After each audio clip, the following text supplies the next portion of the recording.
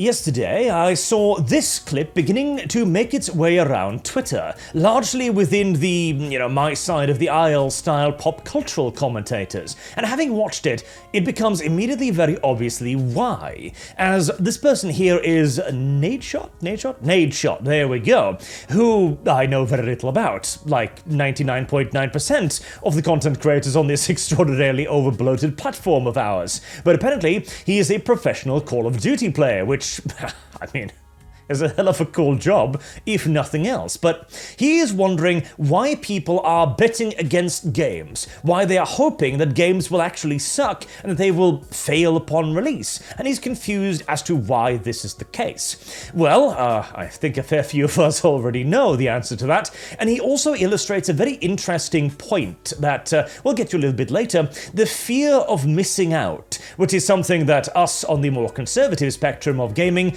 are going to have to get over and understand that we don't really have a problem of necessarily missing out on good entertainment.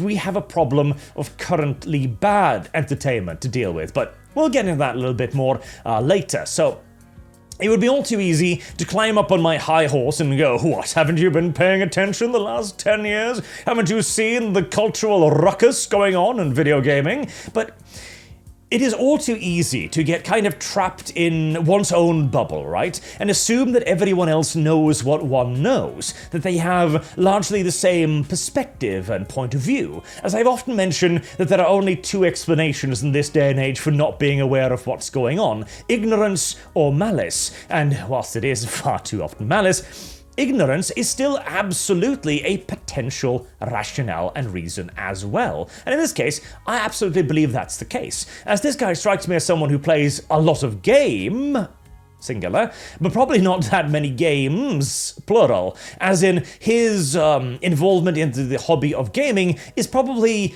on the relative shallow side, compared to perhaps many of us who play a lot of different games and are more in-depth with the broader culture of video gaming. But so instead of simply just calling him an idiot and moving on, let's actually try to engage with some of this, shall we? There's something weird that has happened in the gaming community. I'm serious too when I say this. For some reason, everybody in the gaming community wants games to fail. It's very bizarre. Like, the whole thing with XDefiant is still, like, stumps me to this day. Alright, so here's the thing. He doesn't know why people are betting against games. Well, a very large part of the reason is ideological infiltration. Now, I don't know about this game XDefiant here. It's apparently a Ubisoft game, which is already Ubisoft is a little bit of a hot potato these days with Yasuke, etc. But from what I can see here, it's weirdly colorful perhaps, but beyond that, nothing particularly weird, right? So I decided to Google it real quick, and one of the first things that popped up was this. And if this is Angry Joe's take, and this is the joke he's making on his own thumbnail, I have a sneaking suspicion I can make an educated guess as to why this game is being rejected, as there is absolutely a large group of ideologically motivated people who have moved into gaming over the course of the last decade or so, when gaming became popular. These people's primary objective is not to make a good game, it is to make an ideologically correct game. These are the people that will take a game like Bloodlines 2, for example, look at it and think, alright, I mean, this is one of the most critically acclaimed RPGs of all time, but I know what it really needs. Some Zir, yeah, that'll really rope in the gamers. And again, as I've covered in a previous video, literally yesterday I think, this is ideologically motivated. This is not out of the strive for a better game, it is out of a political goal. And we're not going to get too much into that here, rather, we're going to continue on a little bit with the video. People complain about not having enough games to play, but when new games come out, even before they have played it, they're like, that game sucks, I'm not going to play it. Listen, man, if we keep tearing down these studios trying to make good games, like, yeah, not every single one is going to be fun, and not every single one is going to be a hit. But if we're sitting here, like, preying on its downfall before the game even comes out, what do you think's going to happen? Nobody's going to be investing in gaming and making new games. And you're not going to have shit to fucking play. You're going to be sitting here playing MW2 Remastered remastered edition. You're going to be sitting here trying to play fucking the same old games for the 1,000th time because these billionaires and fucking multi-billion dollar publishers, they're not going to greenlight any new games, any new concepts, any. Okay, so, well, first and foremost, oh no, I'll have to replay Sacrifice for the 10th time. However will I survive? But do not be too facetious here. This is kind of referencing the whole fear of missing out that I was mentioning, right? Well, don't worry. We are not going to run out of video games anytime soon. In 2023, 12,000 games were released on Steam. That is 1,000 games per month. The video game industry has never been, quote-unquote, healthier when it comes to the total number of releases. And as for nobody investing, it's a $187 billion market, and this is down from like $200 billion plus. Video gaming is one of, if not in fact, the most lucrative form of entertainment on planet Earth. So we really don't need to worry about this anytime soon either. People aren't going to be pulling out. There aren't going to be a dearth of games to play. You are going to have more than enough, and the billionaires and millionaire backers, there's more than enough of them to go around as well. But on a wider topic, this is kind of something that I've been seeing pop up a little bit more and more recently, and we are once again going to return to my favorite example of X-Men 97. I know, I've pretty much worn this particular example into a stub at this point, but it's because it's a really excellent one. See, X-Men 97 was... Nobody thought this had any chance whatsoever of being good. It's the X-Men series in the current year, returning to the original animated series. Well, we just saw Batman Caped Crusader, where the promise of returning to the glory days of the animated series was nothing more than a deliberate lie to hide the rotten carcass beneath. That is what everybody expected of X-Men 97, because that is what we have been conditioned to expect from current year entertainment properties. And yet, it was actually good. So why did nobody expect it to be good? Why was everybody betting against it? Why were they, hoping for it to fail? Much like this can also be extended to video games, of course. Well, because of the coverage around it. The X-Men have always been woke, and their most controversial 90s storyline prove it. If you're mad that X-Men 97 has gone woke, you're missing the point. The X-Men woke controversy completely missed the point of Marvel Mutants, etc., etc. The creator of the X-Men took to social media and interviews and talked about how he was making a progressive show. Progressive is, of course, the ideological position that we mentioned previously, a political position created, oh boy, a very long time now. A very long time ago now, by a person by the name of Antonio Gramsci, with the entire idea being to infiltrate society and begin to undermine it, to replace all of the pillars of our normality with the pillars of his normality, which of course was socialism. This is a rather brilliant tactic because it doesn't actually require any sort of conscious involvement on part of the activist doing it. You simply need to give them a series of talking points and the idea that progressivism must always progress, and voila, you've got yourself an infinitely self-fulfilling prophecy. Now, the beauty of things like this is, of course, the woke idea of X-Men. Right, the beginning. The X-Men have always been woke. This is one of the greatest strengths of current year progressivism. Taking credit for things that liberalism did, like gay rights, for example. The progressives will look at that and go, we did that, whereas in reality, that wasn't you. That was liberalism. It was our current day system, which you have now started abusing.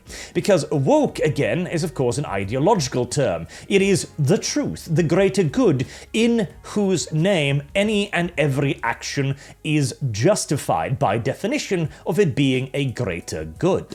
This has corrupted countless entertainment entities and properties because once you try and make something overtly political solely for the sake of making it political, very rarely do you also happen to make something good. And The X-Men, too, are not so simple a prospect. See, usually here they'll bring up something like, oh, the X-Men are just about minority rights, right? And no, see, the X-Men are actually a fair bit more complicated than that because of, well, the sheer amount of power that mutants possess. See, the question isn't, oh, the X-Men, the mutants, are merely a poor, disenfranchised minority. Of course we will treat them nicely. Of course, of course. What do you mean we'll regulate them? That's unheard of. Not at all. Here's the thing. If this was actual reality, let me bring up a parallel here. We are currently arguing about guns, okay?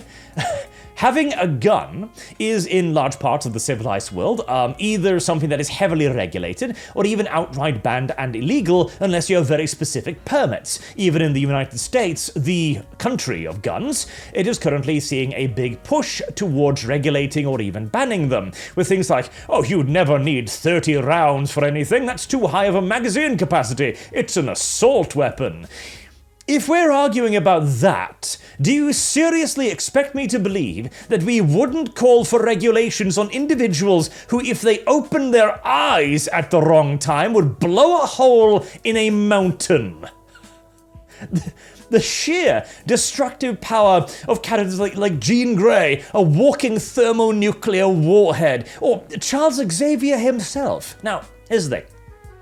Charles Xavier is a hero, and so he would never actually abuse his incredibly potent powers. But again, that's in a comic book universe. In reality, would we allow a person who could potentially sneak into the mind of any world leader at any time from an undisclosed private location with a super psychic machine to remain free? You don't think we would view him as an enormous threat to democracy? A person who could single-handedly turn any election in his favor if he so choose. Of course we would regulate this. Are you mad? We regulate knives and handguns, for God's sake. These people are literally WMDs, and that was also kind of the interesting part. The X-Men are good guys, and so they provide you with the opposite point of view. We are just trying to do our best. We are actually the heroes. Why are you, afraid of us? Why do you look down upon us? But in a non-comic book setting, oh yeah, I guarantee you the vast majority of us would be on the humanity first side of this particular argument. But this again is the ideology. In the sense of woke, you now infuse the X-Men with ideological power, which means that they must be in the right. You can't have that nuanced discussion anymore.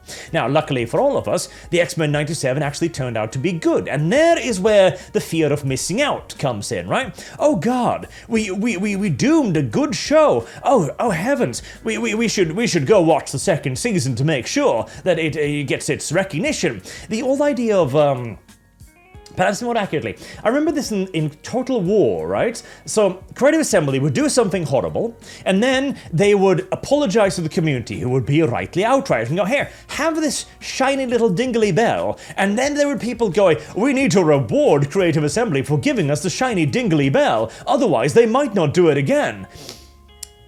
No, not at all.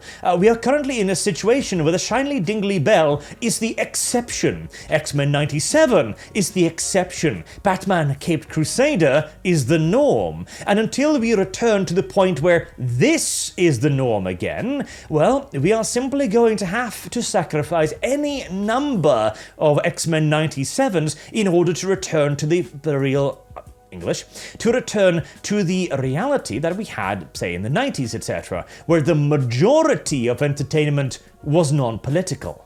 That is what we need to return to.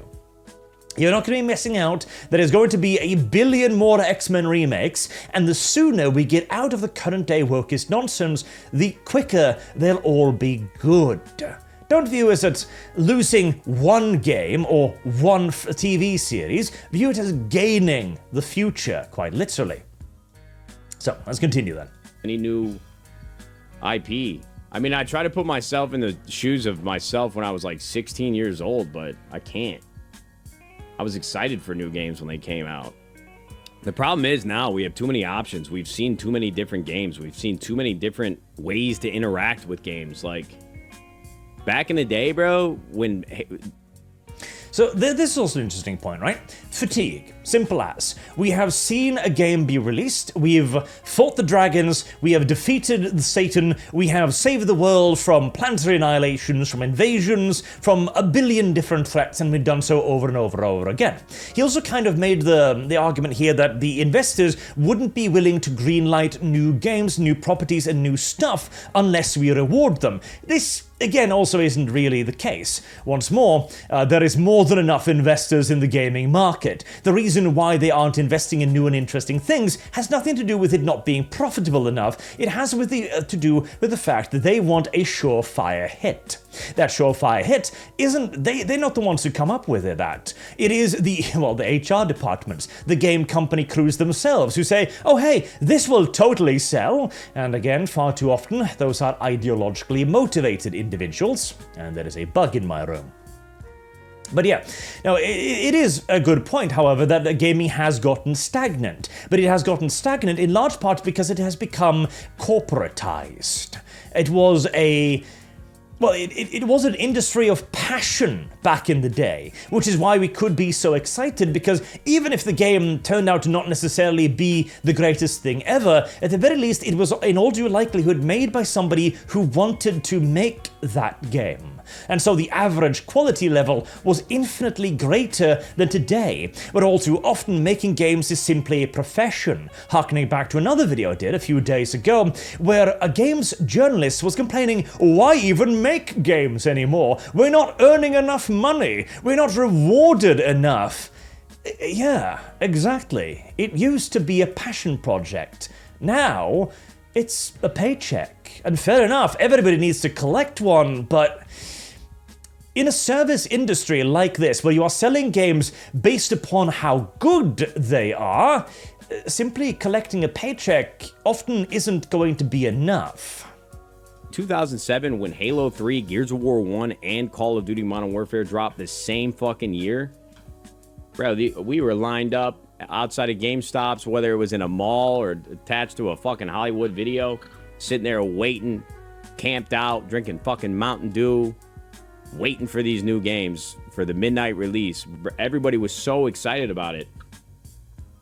Now when new games come out, we're fucking sitting around a goddamn fire witch artifact, like doing a satanic ritual for the game to fail miserably.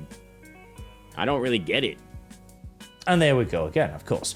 Kind of harkening back to the previous point. So the reason is that games like these simply aren't made anymore.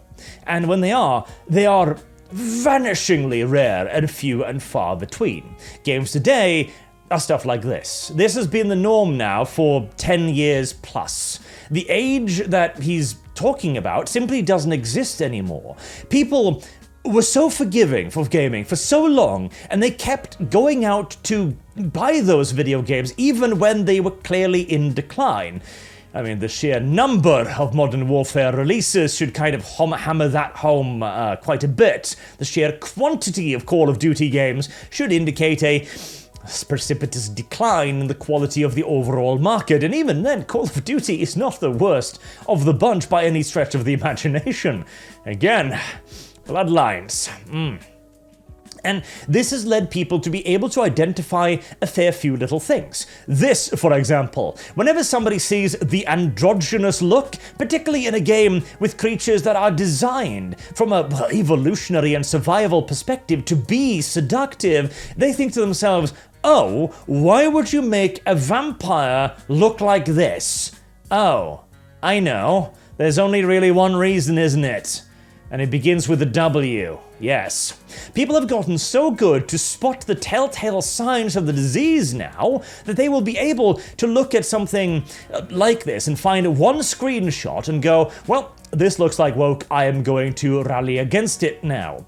And on occasions, that is an exaggeration. Sometimes people overreact, as again with X-Men 97. They heard a creator go, oh, this is totally a woke show, and they peaced out immediately. Okay, well, I'm not interested in your progressive show then. Whatsoever, I'm not even going to give it a chance, because I know where this leads. And sometimes people will be wrong. 90% of the time, however, they will not. This is... well, it's a part of changing the culture.